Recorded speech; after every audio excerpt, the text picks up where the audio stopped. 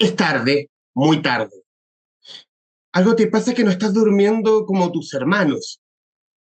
Vienes por el pasillo desde el baño sujetando un vaso de agua y te asomas un momento por las puertas entreabiertas. Del fondo te llegan los ronquidos de tus padres. Esta noche se han olvidado de ti. Nadie vino a pedirte que apagaras la luz, que mañana tienes prueba de matemáticas. Son casi las 2 de la mañana cuando, revisando el celular, ves que la foto aparece en el feed. Acaba de subirla. Ella o alguno de sus múltiples asistentes. Su rostro afilado en forma de corazón, los ojos pintados de verde ácido, lánguidos y malignos. Te quedas mirando la humedad de los labios pulposos que reflejan el flash. No sabes lo que sientes. La ansiedad habita el cuerpo. Un odio chiquito, un cosquilleo entre las piernas. Pones la mano sobre tu calzón y la dejas ahí. Encaja perfecto. Enciende la pantalla. Das like. La foto lleva publicada apenas un minuto y contigo ya van 300 corazones. Lleva un crop top sin sostén y un pantalón ceñido que destaca sus curvas. Las tuyas no son así, para nada. Los pezones están despiertos a través de la tela. Quieres sostener esa redondez con tus manos, apretar con fuerza las dos balas crudas, perdón. Una vez escuchaste en la radio que las tetas falsas son frías, escroleas, piernas bronceadas sumergidas en el calipso de una piscina, el interior de un sauna donde posa hincada con el torso desnudo, aunque la posición no deja ver nada. Vasos de colores en la terraza de un restaurante, casi puedes escuchar los hielos tintinear coquetos antes de tocar sus labios. @Eulogia Domínguez Oficial. Nunca te habías pasado tanto tiempo mirando una cuenta de mierda. Y este es el comienzo de Chuparle la sangre a Eulogia Domínguez, uno de los cuentos contenidos en el libro del cual hablaremos hoy en esta nueva entrega del Traficantes de Cultura. Principio de incertidumbre, de Carolina Brown, su nuevo libro de cuentos, editado por Six Barral y que muy amablemente aceptó esta conversación con el podcast. Carolina, muchísimas gracias por este ratito para conversar con los traficantes de cultura. Muchísimas gracias a ustedes por la invitación. Estoy muy contenta de estar acá. Y aquí, irnos directamente porque volvemos después de una pasada por novelas, como que volvemos a la Carolina, uno vuelve a la Carolina Brown como la conoció, como en el cuento propiamente tal. Eh, un- un- una historia fascinante porque mezcla un poco de ciencia, un poco de la intimidad, un poco de redes sociales, como los temas que están dando vueltas en el imaginario o en el hablar de hoy en día. Eh, y quiero ir con la idea. ¿Cómo nace el principio de incertidumbre? Yo creo que nace en el encierro pandémico. O sea, yo siento que el germen de ese libro está antes de que yo me fuera a vivir afuera. Em, Porque cuando pasó la pandemia, yo me quedé sin trabajo. Trabajaba como profesora freelance en un montón de cosas, entonces todos los proyectos se cortaron. Me dijeron como, bueno, los proyectos llegan hasta aquí. No tenía idea cómo iba a llegar a fin de mes. Estaba Imagínate que estaba como encerrada sin poder salir, sin trabajo, sin saber cómo iba a pagar las cuentas. Decían que iba a haber una epidemia, que todos nos íbamos a morir. Entonces estaba como un poco estresada, levemente Eh, vi- estresada. Viviendo consigo mismo, como que no. Y lo que me pasó fue que por primera vez en mi vida tuve un bloqueo lector. Nunca me había pasado eso. Yo desde chica he sido muy lectora y me gusta mucho leer. Y me acuerdo que me estaba leyendo un libro de la Ariana Hartwig y era como que no entendía y volvía como para atrás, para adelante y como que no podía enganchar.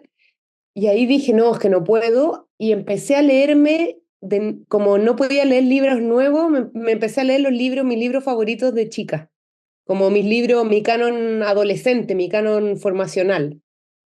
Entonces me volví a leer Drácula, me volví a leer Frankenstein, me volví a leer 1984, me volví a leer El corazón de las tinieblas, Otra vuelta de tuerca, y este libro está dialogando, o sea, cada cuento está dialogando con alguno de estos libros. No son reescrituras, sino que yo diría es un diálogo. O sea, en cada cuento hay una idea, hay un concepto, hay una tesis o hay algo que de alguna manera de esos clásicos de la literatura que para mí fueron tan importantes y que son como libros que hasta el día de hoy pienso mucho en ellos, me han llamado mucho la atención, de alguna manera son una conversación. Entonces, por ejemplo, en el texto que leíste, Chuparle la sangre historia, a Eulogia Domínguez, perdón, que es un cuento de una niña que está obsesionada con una influencer, tanto así que se toma un Uber, va a la casa de la influencer, se mete a la casa de la influencer y después le da mucha rabia porque descubre que la vida de la influencer es tan precaria como la vida de ella.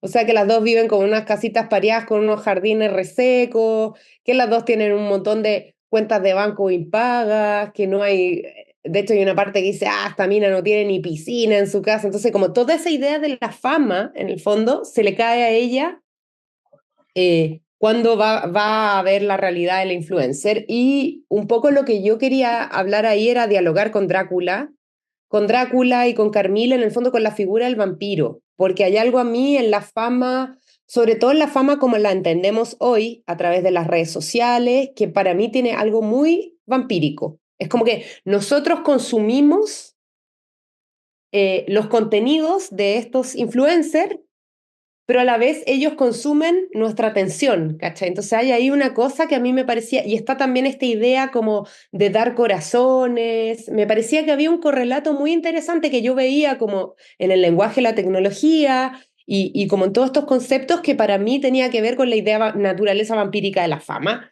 y eso era lo que quería explorar en ese cuento. No sé, por ejemplo, hay otro cuento que se llama No estaban diseñados para ser amados, que es de dos, es como de una pareja, en el fondo, que fueron como pololos durante la época universitaria o tuvieron una affair durante la época universitaria y se encuentran 20 años después en una especie de Chile distópico donde se ha instalado una especie de dictadura. eh, y yo en ese cuento quería hablar con 1984 y la idea que subyacía ahí era que en el fondo en un país donde no hay libertad, donde no hay democracia y donde era imposible que existiera amor porque no hay honestidad tampoco. La gente no puede relacionarse con honestidad en un contexto donde el Estado ejerce violencia política a ese nivel. Eh, y entonces todos los cuentos están hablando como con alguno de estos libros de una manera solapada. Y este fue un libro que yo escribí mientras vivía en Barcelona y lo terminé de corregir en Berlín. Entonces, un libro que se gestó en Chile, se escribió en Barcelona, se corrigió en Berlín. Entonces, un libro también que siento que ha sido bastante eh, como desplazado, ¿cachai? Fragmentado. Y estoy súper contenta también. No sé si eso se percibe en el libro, pero sí me parece que hay ahí como un destete, tal vez, de ciertos temas anteriores, o yo creo que este libro es muy distinto a las cosas que venía escribiendo antes, pero aún así me gusta mucho. Es un libro distinto de la Carolina Brown primigenia que uno leyó, como de En el Mm, agua y todos esos temas. Si bien toca algunos temas, como hay ciertos temas que no sueltas, pero también sumas otros más. Me gustó mm, eso de que tocabas los clásicos, de que de alguna forma pones claves de los clásicos de la literatura en tus cuentos, pero son también claves que uno los ve que no envejecen. Tomar, por ejemplo, el mm, tema de la tecnología y esa cosa no real, esa cosa también como chupasangre respecto de cómo vemos como quien uno admira a un influencer X ¿por qué? Pero por algo, pero por un algo, por un halo por un halo, por una idea, y también por eso también, y tomando también el tema de la tecnología como esa cosa no real, porque también tiene mucho de eso de la mm, tecnología, porque claro, vivimos sumergidos en eso, nos estamos comunicando de esta forma, por ejemplo, para no salirnos de ahí, pero también nos toma o nos abrazó y no nos soltó, o estamos muy adictos a la misma tecnología que incluso confundimos sentimientos y que subyacen también con la tecnología. mm. Bueno, hay mucho en ese libro de relaciones humanas mediadas por la tecnología. Por ejemplo, tomando esto de la fan con la influencer, ¿no es cierto? Esa relación se construye y se media en base a la tecnología. Hay un montón de aplicaciones también que aparecen en el libro, ¿no es cierto? Los personajes toman Uber o interactúan a través de Internet o modifican sus cuerpos a través de Internet.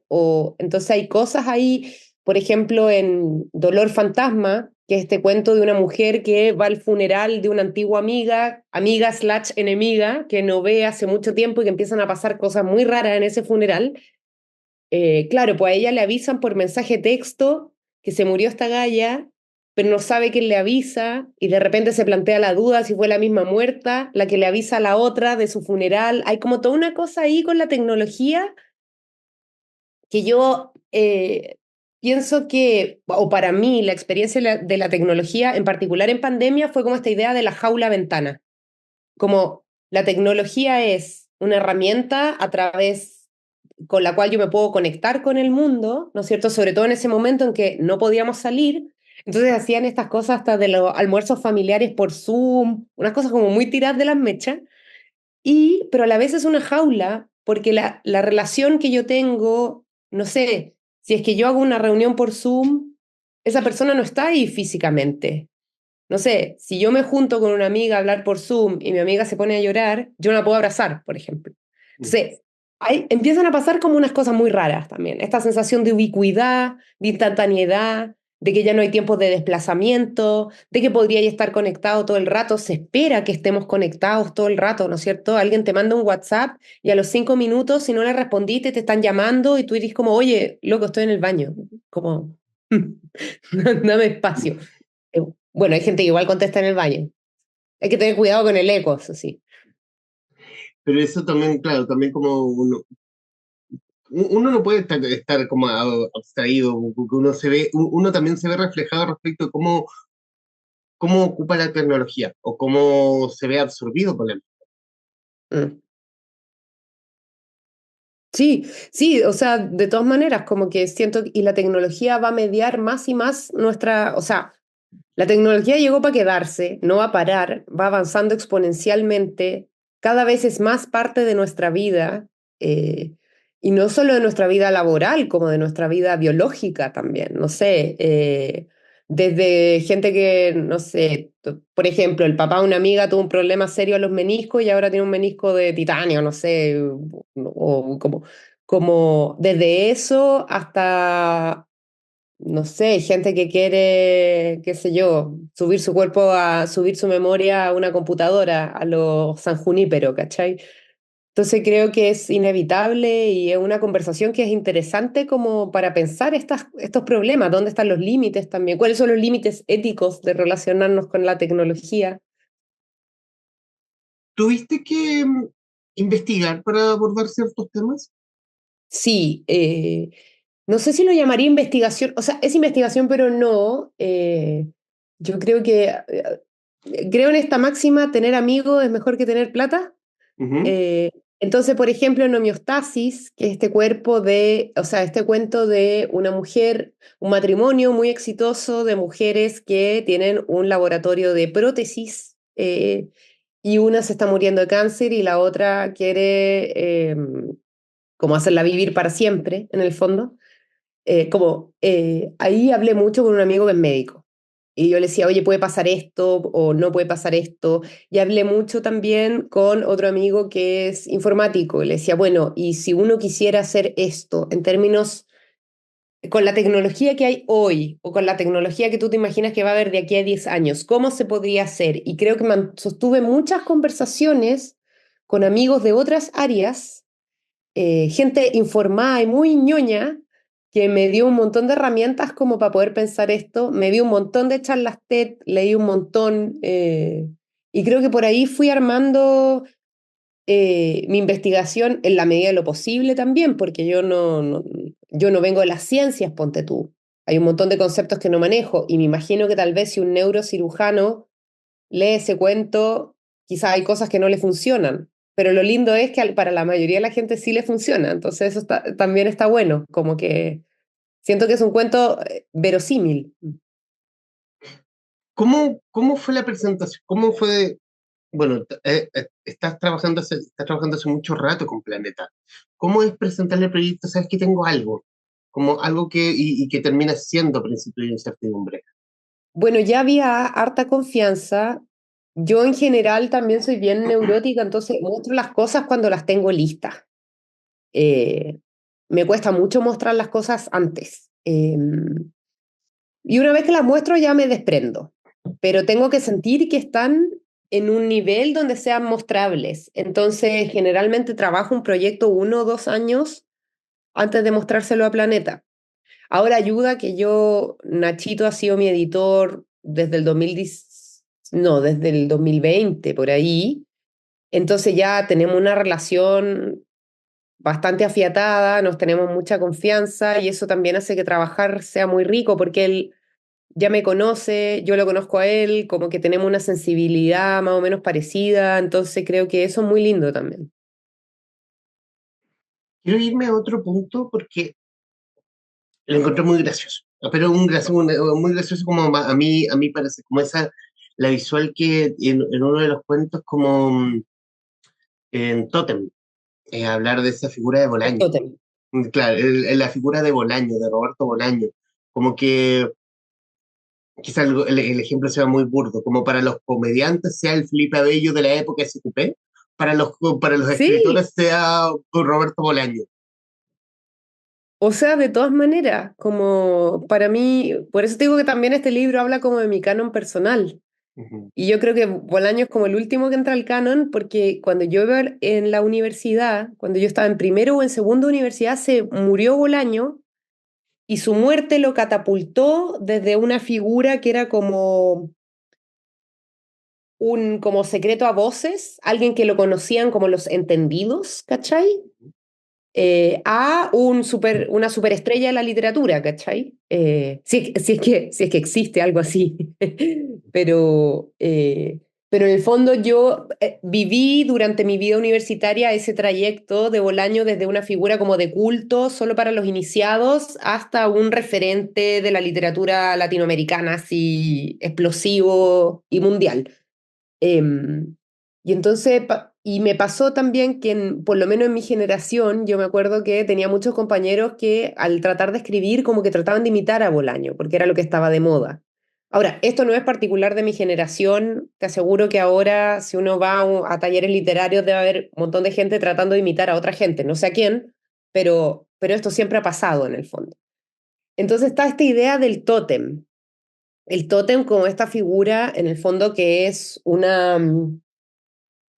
es como una materialización de lo divino. Entonces, si lo divino sería la literatura en un sentido platónico, ¿no es cierto? Esta idea de literatura perfecta que no existe en la realidad, sino que existe en como el espacio, ¿no es cierto?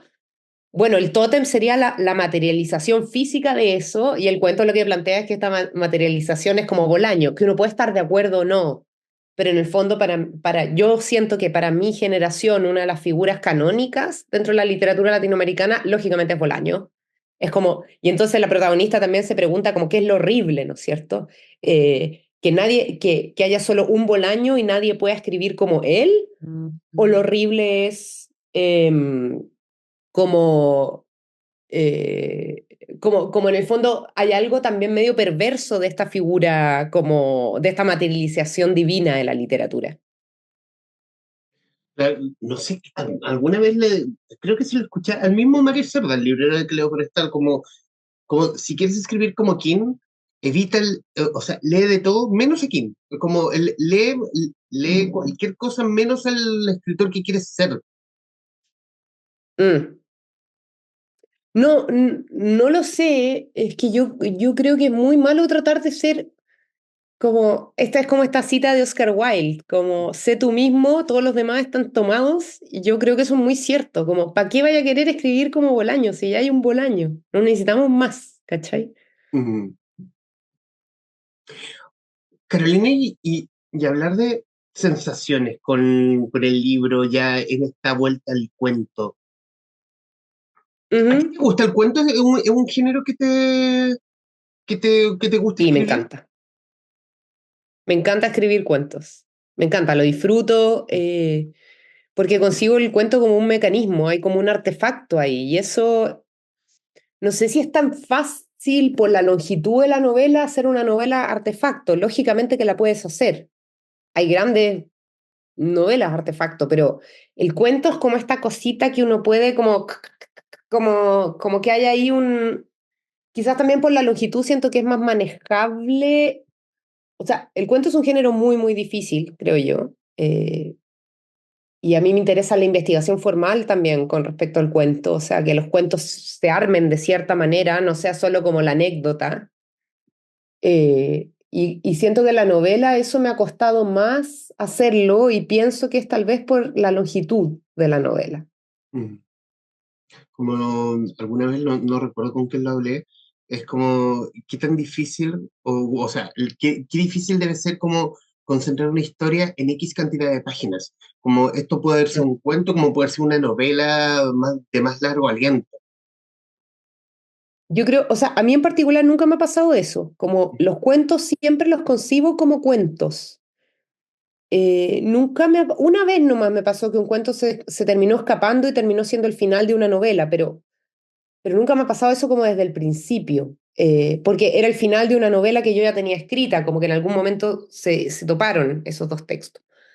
Pero el cuento para mí, siempre que escribo, digo, ya, voy a escribir un cuento, y este cuento va a ser más o menos así, y quiero hacer esto, y este narrador, y quiero que la epifanía del cuento sea acá, y entonces vengo como con un plan, no absolutamente rígido, pero me siento a escribir ya sabiendo más o menos lo que quiero hacer y el efecto que quiero lograr en el lector, que eso también lo tengo bien, siento que escribo pensando un poco en eso, como en lo que quiero dibujar en la cabeza del otro.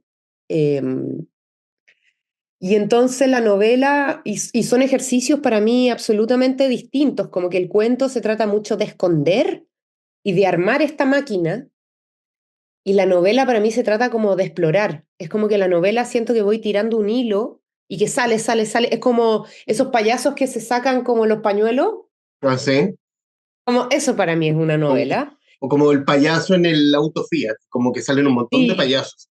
sí, y como que salen y salen cosas y vas como escarbando, escarbando, escarbando, escarbando, como construyendo este mundo. Y el cuento es como una cosa muy acotada para mí, como una cosa que es como un puzzle así, enano. Es como un bonsai, no sé, es como que tiene que estar lo justo y lo preciso. Entonces, como es otra la mecánica, creo yo. ¿Qué sensación te deja el libro ya publicado, ya en formato digital y físico, en distribución en librerías? Mira, es que yo soy bien aprensiva antes, cuando estoy escribiendo, porque es como, ay, es que no sé si esto está bien y no sé si no sé qué. Y una vez que siento que está bien y lo entrego, ya como que me suelto y encuentro que el libro ya no es ni mío. Y porque además me pasa que encuentro lindo cuando los lectores tienen como sus propias interpretaciones, algunas no tienen nada que ver con mis interpretaciones. Entonces me da alegría eso y es muy lindo ver que un proyecto, sobre todo los proyectos de literatura que son de largo aliento, o sea, yo me demoro mínimo 3 años, estoy trabajando en un libro antes de que salga, y entonces ver eso que al principio era solo una idea, que al principio era solo una idea que tuviste en la micro un día, que iba ya atrasado para la pega, y ver que existe físicamente, que tiene un peso, o que a otra gente le pasan cosas. Para mí es muy lindo cuando, no sé, los amigos me dicen, oye, es que, eh, qué sé yo, una vez una amiga me dijo, oye, es que me perdí la pasada de metro porque estaba tan metida en tu cuento que pasé de largo, ¿cachai? Y encuentro que eso para mí es lo mejor de la vida. Bueno, ahora sí, en los minutos que nos quedan, Carolina, bueno, tuve suerte de pillarte en Chile, porque cuando salga esta grabación estás en Chile y estás a horas de irte a Alemania y quiero agradecerte, sí, de todas maneras el tiempo para con No, traficantes de cultura, recomendarles y decir que me llevó a la Carolina Brown de principio como yo la conocí en los cuentos, pero también hay una maduración tal tomando otros temas, obviamente, y también tomando cierta profundidad en los cuentos. A mí me gustó mucho la forma, como dice, esa forma vampírica de tomar la tecnología, eh, quizás Mm, tomar, hablar del canon Bolaño hablar que está ahí, pero no quiero ser eso. mm. Pero también pero me gusta esa forma y me gusta la forma como tratas el cuento.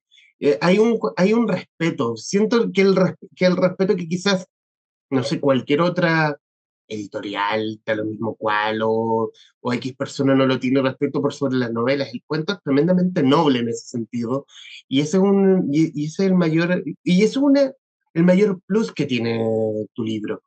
Y bueno, ahora sí, y en estos minutos finales está la pantalla es tuya para que digas lo que gustes. Ay, no sé, no, primero agradecer la buena onda, la invitación, el cariño.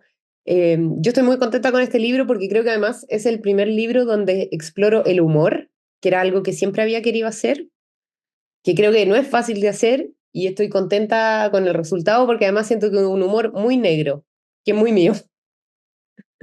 Así que eso, pues te agradezco mucho. He disfrutado el sol como nunca y ya estoy psicológicamente preparada para volver al frío. ¿Qué más podré agregar? Carolina Brown, autora de Principio de Incertidumbre, libro editado por Six Barral, de Editorial Planeta, en conversación con la guarida de los traficantes de cultura. Mi estimada Carolina, muchísimas gracias. No, gracias a ti. A quienes nos están viendo y escuchando, gracias por estar ahí. Adiós.